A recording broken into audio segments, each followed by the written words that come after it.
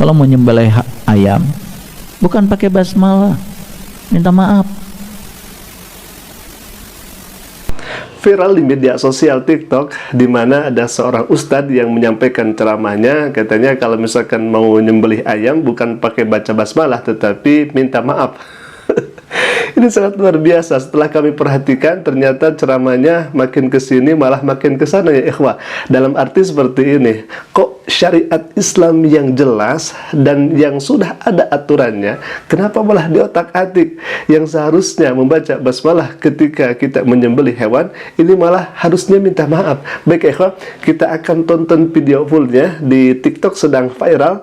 Ini ceramah Ustadz yang kemudian kami juga sangat menggelitik, dan tentunya kita akan luruskan kekeliruannya ya ikhwah. Baik, kita akan saksikan terlebih dahulu bagaimana video lengkapnya. Silakan ya ikhwah. Maka makanlah binatang-binatang yang disebut nama Allah ketika menyembelihnya, jika kamu beriman kepada tanda-tandanya. Ya, apa yang kalian lakukan selama ini?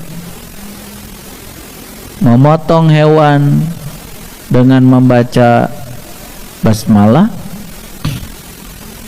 Sakit nggak hewan? Saya mau nanya, hewan yang disembelih pengen hidup nggak? Sakit nggak? Hewan yang disembelih makhluk hidup bukan? Sama nggak dengan kalian? Nggak ada ras-rasan.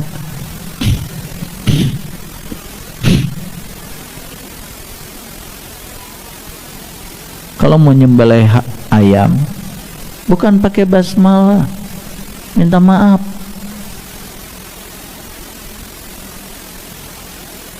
Kalau ayam mau disembelih, hampurannya ayam.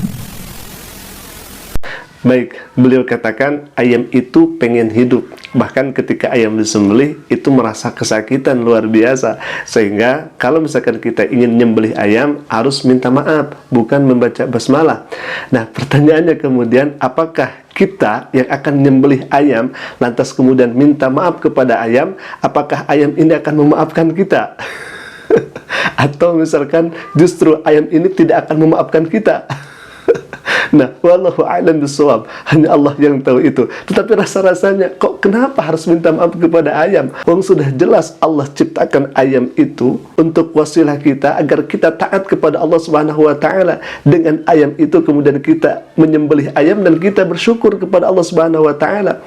Bukan lantas kemudian kita minta maaf kepada ayam sehingga kita menghilangkan syariat yang telah jelas yang Allah perintahkan dan Rasulullah SAW perintahkan kepada kita, yaitu mengucapkan basmalah tatkala kita menyembelih ayam atau hewan ternak yang lainnya. Kalau misalkan nyembelih ayam lantas kemudian diharuskan meminta maaf dan bapak ini mau meminta maaf kepada ayam sebelum disembelih, ya silakan, tidak jadi masalah. Silakan saja, boleh saja. Misalkan bapak ingin nyembelih ayam atau nyembelih hewan ternak yang lainnya, kemudian bapak minta maaf terlebih dahulu kepada ayam atau kepada ternak yang lainnya. Mohon maaf ya, Anda sekarang saya sembelih karena waktunya sudah selesai. Mohon maaf ya, nanti akan terasa sakit. Mohon maaf ya. Silakan saja, boleh saja. Akan tetapi rasanya tidak masuk akal ya ikhwah. Kalau misalkan nyembelih ayam harus meminta maaf terlebih dahulu, kemudian menghilangkan perintah Allah dan Rasulnya, yaitu membacakan basmalah.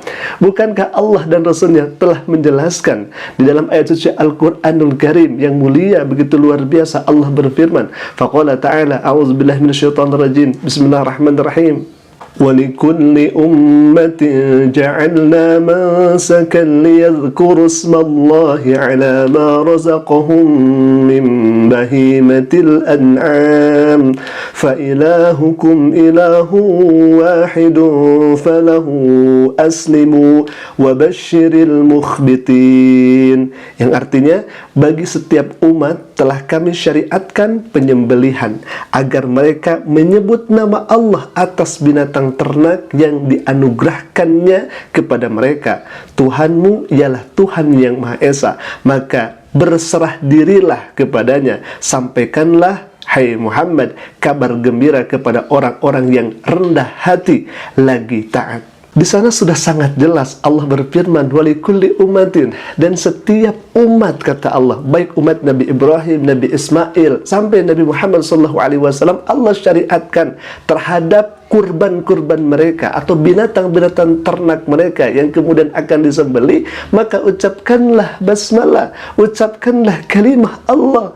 Itulah syariat yang Allah tetapkan di setiap umat. Allah syariatkan seperti itu. Lantas kemudian lafaz basmalah diganti dengan mohon maaf kepada sesembelihan. Nah, ini kan keliru. Ini sudah dijelaskan oleh Al-Quran. Bahkan bukan hanya itu saja. Kalau misalkan dalam ayat ini adalah fi'lun amrin, bahwa ketika kita sebelum menyembelih mengucapkan basmalah, maka ini merupakan fi'lun nahi. Ayat kedua ini fi'lun nahi, artinya larangan bagi sesiapa saja yang memakan atau sesiapa saja yang ingin memakan binatang-binatang atau ternak-ternak hasil sembelihannya tidak mengucapkan kalimah Allah.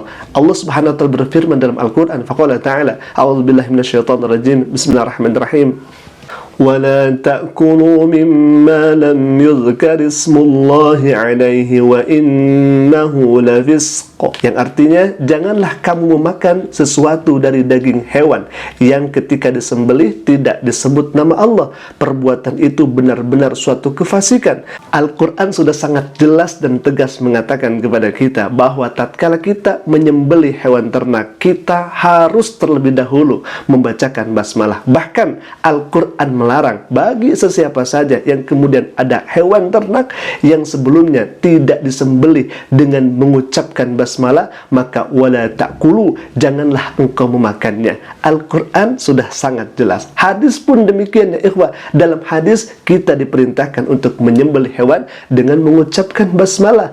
Bahkan ulama yang 4, imam mazahibul arba, bahwa mereka mengatakan wajib untuk menyembelih hewan ternak, wajib menyembelih kurban dan lain sebagainya dengan kalimah basmalah. Tidak selisih pendapat di antara para ulama. Lantas kemudian siapa yang Bapak ikuti? Apakah Al-Quran? Al-Quran jelas harus melaksanakannya dengan mengucapkan basmalah, menyembelih dengan basmalah. Hadis pun sama, para ulama pun, imam mazhab, tidak ada selisih pendapat, harus mengucapkan basmalah. Lantas kemudian siapa yang Bapak ikuti?